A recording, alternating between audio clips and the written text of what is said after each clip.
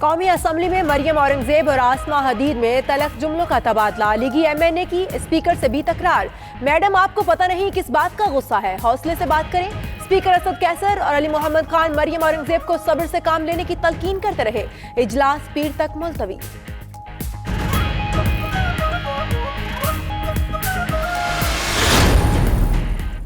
Opposition کی راہبر committee کی بیٹھک، چیف الیکشن کمشنر، ممبران کی تقرری اور آرمی چیف کی مدت ملازمت پر مشاورت۔ اکرم درانی اور احسن اقبال کا کہنا تھا اپوزیشن مکمل طور پر متفق ہے مگر حکومت کسی بات پر اتفاق رائے نہیں کر سکی، کوشش ہے یہ معاملہ پارلیمنٹ ہی حل کرے اور ایسے لوگ آئیں جن پر کوئی انگلی نہ اٹھا سکے۔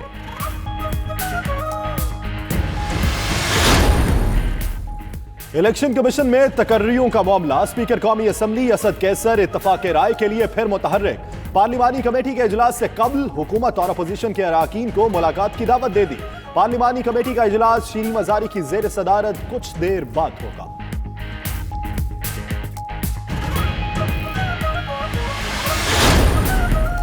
سابق صدر آصف علی زرداری آج کراچی کے لیے روانہ ہوں گے۔ آصف زرداری کی کراچی روانگی ڈاکٹر کی اجازت سے مشروط۔ ترجمان پیپلز پارٹی کے مطابق ڈاکٹروں سے اجازت ملنے پر سابق صدر آج دوپہر کراچی کے لیے روانہ ہوں گے۔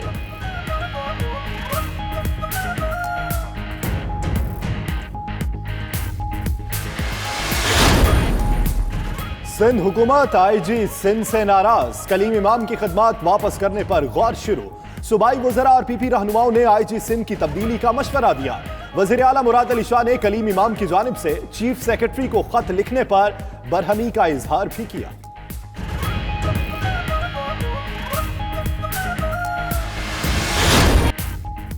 برطانیہ میں حکمران کنزرویٹو پارٹی نے 363 نشستیں جیت کر میدان مار لیا۔ بورس جانسن سادہ اکثریت کے ساتھ حکومت بنانے کی پوزیشن میں آ گئے۔ ساجد جاوید اور تھریسا مے فاتح۔ لیبر پارٹی 203 نشستوں کے ساتھ دوسرے نمبر پر رہیں، پہلے کی نسبت 40 سیٹیں کھو دیں۔ اسکاٹش نیشنل پارٹی 48 اور لبرل ڈیموکریٹس 11 نشستیں جیتنے میں کامیاب۔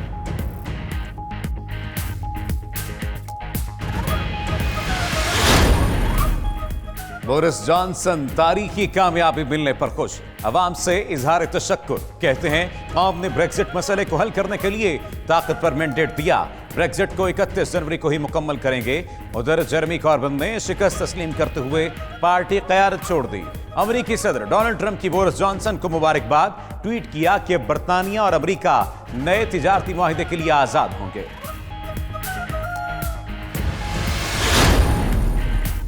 برطانوی الیکشن میں 15 پاکستانی نیاد امیدوار کامیاب۔ ناز شاہ مسلسل تیسری بار بریڈ فورڈ سے رکن پارلیمنٹ منتخب۔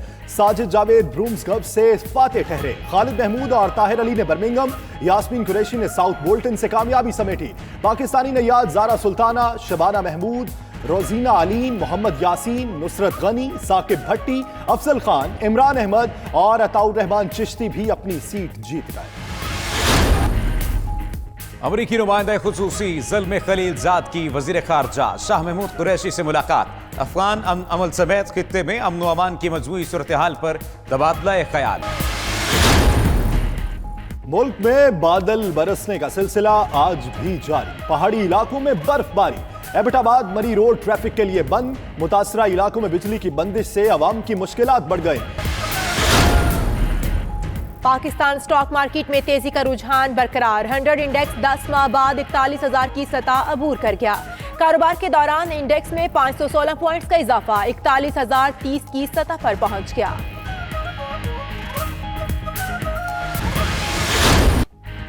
پاکستان اور سری لنکا کے درمیان پہلے ٹیسٹ کا تیسرا روز، پہلے سیشن کا کھیل بارش کی نظر، دوسرے سیشن میں کچھ اوورز ہی کیا جا سکے، خراب روشنی کے باعث کھیل پھر روک دیا گیا۔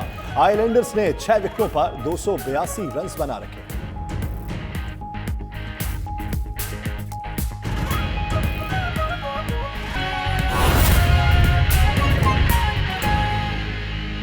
پاکستان براڈ کاسٹنگ ایسوسی ایشن کے چیئرمین، آپ کے سی پی این ای کے آفس بیرر، جس کو بھی وہ نامینیٹ کریں، صدر ہوں یا چیئرمین ہوں، اور اس کے ساتھ پارلیمنٹ کے اندر جو آپ کی پارلیمنٹری ایسوسی ایشن ہے اس کے پریزیڈنٹ اور وہ اسٹیک ہولڈر جو ڈائریکٹلی انڈائریکٹلی اس شعبے کے ساتھ جڑے ہیں ان کے نمائندوں پہ مشتمل یہ کمیٹی بنائی گئی ہے. اس میں میڈیا ورکرز اور مالکان کے درمیان حکومت جو ہے وہ پول بننے جا رہی ہے. ہم مالکان کو ان کے جو اشتہارات کی مد میں حکومت کے ذمے واجب الادا کوئی پینڈنگ ڈیوز ہیں اس کو ریٹیفائی کر کے سیٹل کرنے جا رہے ہیں. اور جو میڈیا ورکرز کے اپنے مالکان کے ذمے تنخواہیں ہیں جو ان کی جاب کے ساتھ جڑے مسائل ہیں ان کا تدارک کرنے جا رہے ہیں. اور انشاءاللہ 2020 جو ہوگا وہ میڈیا مالکان اور میڈیا ورکرز کے درمیان جو خلیج ہے جو وسیع ہوئی ہے اس کو کم کرنے میں معاون ثابت ہوگا. اور 2020 جو ہے ہمیشہ جو 2020 کا میچ ہوتا ہے وہ تھرلنگ ہوتا ہے. تو ہماری کوشش ہے کہ یہ 2020 کا جو میچ صحافی برادری اور حکومت کے درمیان یہ دوستانہ میچ میں تبدیل ہوگا.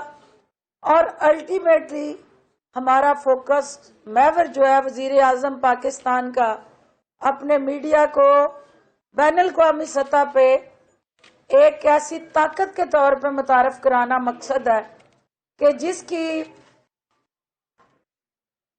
انگلیاں اٹھانے والے، پاکستان کو بدنام کرنے والے، پاکستان کے قومی بیانیے اور قومی مفاد کو زد پہنچانے والوں کو اب اس دکان پہ آ کے کوئی سودا بیچنے کا موقع انشاءاللہ نہیں ملے گا. اس کے ساتھ ساتھ جو لوگ آزادی اظہار پہ قدغن کی بات کر رہے ہیں ان کو بھی ہم وہاں بلائیں گے. اور میں کمیٹی سے یہ گزارش کروں گی کہ وہ ان کو انڈیویجول بھی سنیں اور ان کی ہر بات کو، ہر فریاد کو، ہر آو بکا کو سیریس ہو کے ریئلسٹک ایک ایسا فورم جو حکومتی دباؤ سے آزاد ہو ان صحافیوں کو بٹھائیں جو پاکستان کے حوالے سے اپنے سوشل میڈیا پہ زہریلا پروپیگنڈا کر کے دنیا میں پاکستان کا تاثر خراب کرنے میں مصروف عمل ہے. ان کو بلائیں اور ان سے پوچھیں کہ آزادی صحافت سے ان کی کیا مراد ہے.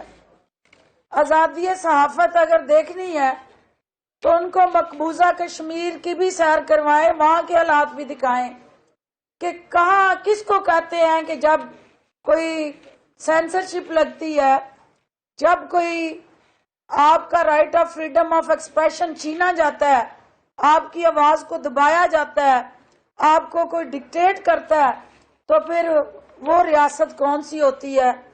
وہاں کون سا میڈیا کا جو رائٹ ہے وہ باقی رہ جاتا ہے؟ تو وہ مقبوضہ کشمیر کے اندر بسنے والے مظلوم کشمیری جو ہیں ان کے حوالے سے ہمیں انٹرنیشنل ہیومن رائٹس کمیشن جو ہے اس کی آواز سننے کے لیے ہمارے کان ترستے رہے کہ اس انٹرنیشنل ہیومن رائٹس ڈے پہ ہمارا انٹرنیشنل ہیومن رائٹس کمیشن معنی خیز خاموشی اختیار رکھے ہوئے تھا. اور جہاں صحافی برادری کی بات آتی ہے وہ اس میں بات کرتے ہیں اور ہمیشہ بات جو ہے اس کو ایک اینگلنگ دے کے کیا جاتا ہے. اس مسئلے کے ایک مستقل حل کے لیے ہم مل بیٹھنے لگے ہیں. میں میڈیا کے توسط سے وہ تمام گرویدہ صحافی جو صحافت کی آزادی کے لیے پریشان اور گرویدہ ہیں ان کو، اور وہ پورا سائش ڈرائنگ روم میں بیٹھ کے گرویدہ ہیں، وہ اپنے یعنی ایک ذاتی حصار میں بیٹھ کے گرویدہ ہیں، ان کو ہم اوپن ہاؤس میں دعوت دینے جا رہے ہیں کہ وہ اپنی جو ریزرویشن ہے جو حکومت کے ساتھ جڑے ان کے کچھ جائز گلے شکوے ہیں وہ آئیں بیٹھے ہیں، ہم اس کا تدارک کرنے کے لیے تیار ہیں۔